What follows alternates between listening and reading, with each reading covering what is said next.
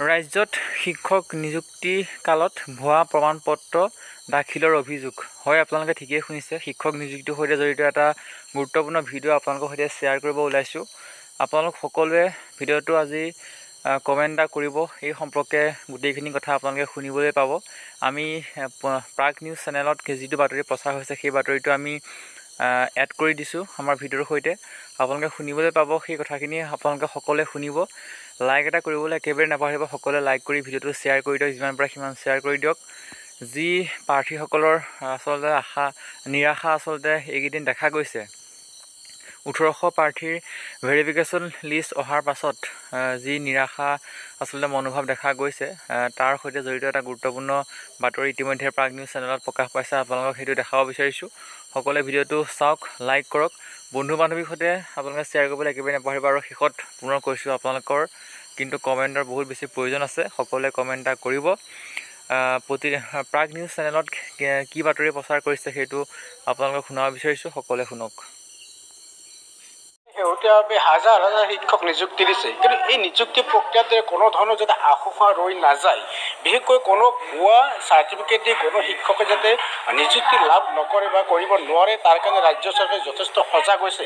আৰু দেখা গৈছে যোৱা 12 ডিচেম্বৰত 2023 চনৰ 12 ডিচেম্বৰত প্ৰাথমিক আৰু উচ্চ প্ৰাথমিকৰ বাবে 5550টা পদৰ বাবে ইতিমধ্যে এডভাৰ্টাইজ দিয়া হৈছিল, বিজ্ঞাপন দিয়া হৈছিল। আৰু তাত দেখা গৈছিল যে প্ৰাথমিক পৰ্যায়ত 3800 আৰু উচ্চ প্ৰাথমিকত 1750টা পদৰ বাবে ইতিমধ্যে নিযুক্তি যিবিলাক শিক্ষকে পাব তাৰ কাৰণে তালিকা প্ৰায় নিশ্চিত হৈছিল। আৰু তাত দুটা কথা কোৱা হৈছিল যে যিসকলে C-TET আৰু A-TET অৰ্থাৎ চেণ্ট্ৰেল গভৰ্ণমেণ্টে যি আয়োজন কৰিছিল C-TET পৰীক্ষা, তাত যিসকলে উত্তীৰ্ণ হৈছে আৰু অসম চৰকাৰৰ যি টেট পৰীক্ষা অনুষ্ঠিত কৰিছিল তাত যিসকলে উত্তীৰ্ণ হৈছিল, তাৰে মাজৰ পৰা বা সেইসকল শিক্ষক বা প্ৰাৰ্থীয়ে এই শিক্ষক হিচাপে নিযুক্তি দিয়াৰ বাবে যোগ্যতা এটা নিৰূপণ মাপকাঠি এটা ধৰি দিছিল।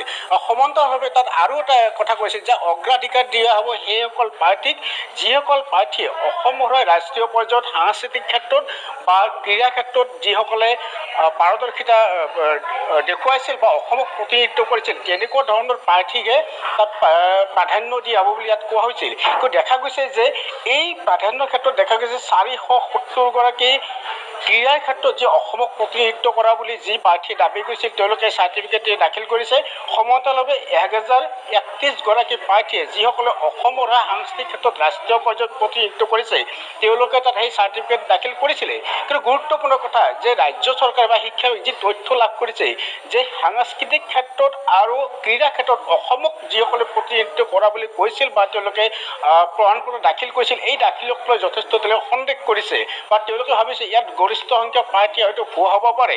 গতিকে এইসকল প্ৰাৰ্থী যাতে কোনো ভুৱা প্ৰমাণপত্ৰ দি তেওঁলোকে যে চাকৰি লাভ নকৰে, তাৰ কাৰণে তেওঁলোকৰ যে সেই প্ৰমাণপত্ৰ ইতিমধ্যে পৰীক্ষা কৰাৰ কাৰণে ৰাজ্য চৰকাৰে অৰ্থাৎ যি প্ৰাথমিক শিক্ষা সঞ্চালকালয়ে তেওঁলোকক তলব কৰিছে। আৰু আজি দিনৰ 11 বজাৰ পৰা 5 বজালৈকে তেওঁলোকৰ সেই নথি পত্ৰসমূহ পৰীক্ষা কৰি আছে। তাত এটা কথা কোৱা হৈছে, যদিহে কোনো শিক্ষকে ভুৱা চাৰ্টিফিকেট তাত দাখিল কৰিছে, অৰ্থাৎ তেওঁলোকে ৰাষ্ট্ৰীয় পৰ্যায়ত অসমক প্ৰতিনিধিত্ব নকৰাকৈ যদি ক্ৰীড়া বা সাংস্কৃতিক ক্ষেত্ৰত যদি তেওঁলোকে কোনো যাত প্ৰমাণপত্ৰ দাখিল কৰিছে, তেনেকুৱা ধৰণৰ শিক্ষকৰ ক্ষেত্ৰত কিন্তু আইনী ব্যৱস্থা লোৱা হ'ব বুলি ইতিমধ্যে স্পষ্ট কৰি দিছে। এতিয়া গুৰুত্বপূৰ্ণ প্ৰশ্ন হ'ল যে আজি যি ইতিমধ্যে 1500গৰাকী প্ৰাৰ্থীক বা শিক্ষকক ইতিমধ্যে তাত তলব কৰা হৈছে, তেওঁলোকৰ কিমানৰ এই প্ৰমাণপত্ৰ আচলতে বৈধ বা কিমানৰ অবৈধ সেয়া হয়তো পৰৱৰ্তী সময়ত নিশ্চিত হ'ব। আৰু যদিহে অবৈধ হয় নিশ্চিতভাৱে তেওঁলোকে আইনত তেওঁলোকে দ্বাৰস্থ হ'ব পাৰে বা ৰাজ্য চৰকাৰে বা শিক্ষা বিভাগে এইসকল ভুৱা শিক্ষাৰ্থী অৰ্থাৎ